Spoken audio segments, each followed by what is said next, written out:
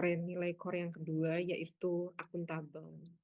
Nah, tentu saja dari banyak sekali pengalaman Prof sebagai pimpinan, baik di berbagai institusi, ada hal-hal yang, tadi sudah disampaikan juga.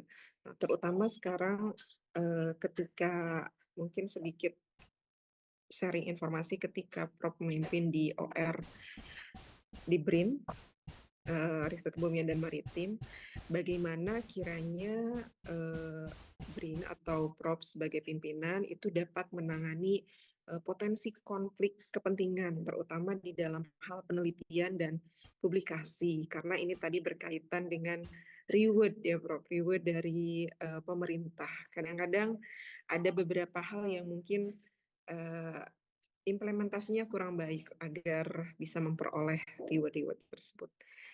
Itu saja dari saya, Prof. Terima kasih.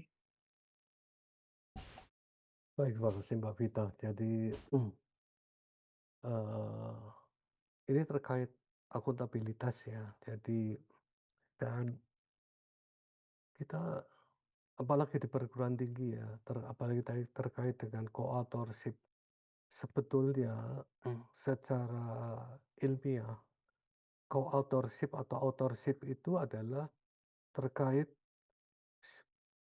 bagaimana mereka itu memberikan kontribusi terhadap, eee, format atau substansi daripada manuskrip yang dikirim untuk publikasi ke jurnal internasional misalnya. Jadi co-authorship mulai dari first author sampai dengan corresponding author itu harus mencerminkan kontribusi.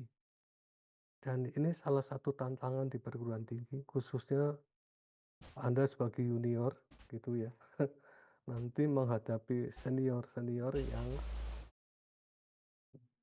kurang memiliki integritas. Saya katakan begitu. Ini banyak terjadi di perguruan tinggi menurut saya. Jadi misalnya, tolong deh minta nomor nama saya dicantumin sebagai autor padahal dia tidak berkontribusi apa-apa. Saya, eee, ada 33% dari total publikasi saya itu sebagai corresponding author. Ada juga yang sebagai first author, jumlahnya mungkin kurang dari 10%. Mengapa demikian? Karena saya sangat menghormati co-authorship dan ini akan menjadi kendala ya, contohnya kalau Anda dapat pembimbing profesor, tetapi belum punya atau sangat sedikit dia punya publikasi internasional sebagai first author. Kadang-kadang berebut mahasiswa bimbingan S3 harusnya dia yang jadi first author. Pembimbingnya di belakang sebagai corresponding author. Itu adalah yang saya pelajari selama saya belajar ya. Tidak bermaksud takabur ya, saya dapat beasiswa untuk S2 di Kanada, kemudian S3 di Jepang. Selalu promotor saya, profesor saya itu namanya di paling belakang sebagai corresponding author dan menempatkan mahasiswanya sebagai penulis pertama. Mengapa demikian? Itu yang satu adalah tujuannya satu regenerasi. Jadi seperti saya, profesor yang sudah senior itu punya tanggung jawab untuk menghasilkan the next generation of scientists. Harus begitu. Supaya yang kita hasilkan itu adalah mereka yang excellent dan lebih baik dari kita. Itu adalah kunci pendidikan. Pendidikan akan berhasil kalau yang kita bimbing lebih hebat dari kita. Cuma sayang tidak semua profesor paham itu. Jadi sekali lagi jangan membatasi diri untuk berbagi authorship. Saya nggak tahu sekarang aturan main angka kredit di perguruan tinggi. Mungkin yang pertama berapa? 60% ya Mbak Vita ya. Sisanya 40 Iya, dibagi 60. dibagi total berapa author yang ikut itu. Tapi menurut saya kita jangan dibelenggu oleh konsep pembagian authorship atau angka kredit. Saya tidak pernah berpikir itu pada saat saya menulis publikasi. Itu adalah side effect. Jadi utamakan saya malu kalau 1 tahun saya tidak publish publikasi internasional, saya malu dengan kolega saya di luar negeri.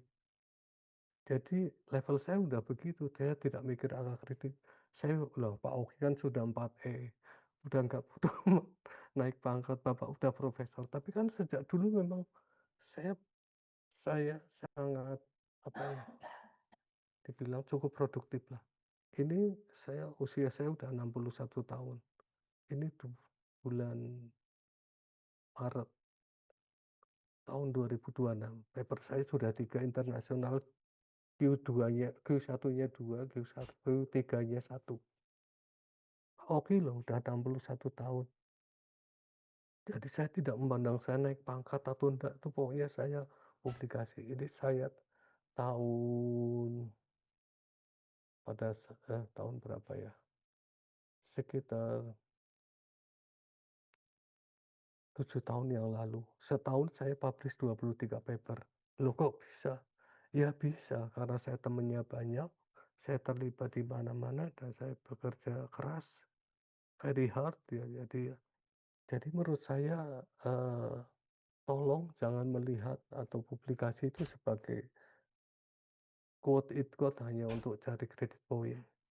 Itu ada dampaknya dan berbagi co-authorship itu lebih bagus daripada Anda nulis sendiri. Saya tidak punya satu pun paper dari 139 artikel saya di Scopus, saya nulis sendiri. Pantang bagi saya nulis satu sebagai single author di dalam publikasi saya. Jadi itu Mbak Vita, jadi, eee, dengan demikian akuntabilitasnya adalah siapa yang berkontribusi. Kan sekarang di beberapa jurnal yang bagus sudah minta kontribusinya apa. Pokoknya, oh saya adalah mengkonsep, saya merevisi atau dan sebagainya. Dengan demikian, siapapun yang masuk sebagai anggota autor itu sudah punya tanggung jawab dan akuntabilitas masing-masing. Jadi itulah contoh bagaimana akuntabilitas di dalam dunia publikasi ilmiah. Terima kasih. Baik.